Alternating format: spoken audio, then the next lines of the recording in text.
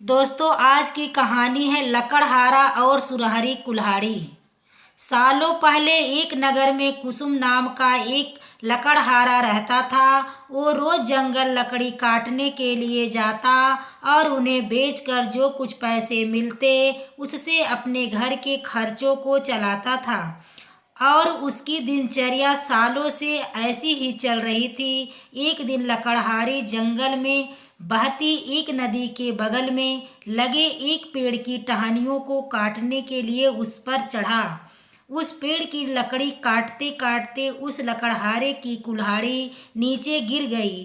तेजी से लकड़हारा पेड़ से उतरा और अपनी कुल्हाड़ी को ढूंढने लगा। उसे लगा था कि नदी के आसपास उसकी कुल्हाड़ी गिरी होगी और ढूंढने पर मिल जाएगी। वास्तव में ऐसा कुछ हुआ नहीं, क्योंकि उसकी कुल्हाड़ी पेड़ से सीधा नीचे नदी में जा गिरी थी। वो नदी काफी गहरी और तेज बहाव वाली थी।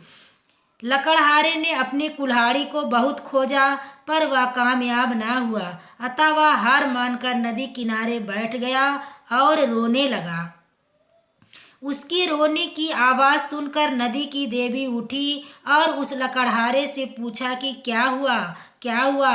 तब लकड़हारे ने अपनी कहानी बताई। तब पानी की देवी को उस पर दया आ जाती है और पानी की देवी उस गरीब मेहनती लकड़हारे की मदद व सहयोग करने की पेशकश करती हैं। फिर क्या था, वह नदी की देवी उसकी मदद के लिए एकदम से गायब हो गई और नदी के अंदर से एक सोने की कुल्हाड़ी लेकर प्रकट होती है और उस गरीब लकड़हारे से पूछती है कि क्या यह सोने की कुल्हाड़ी उसकी है।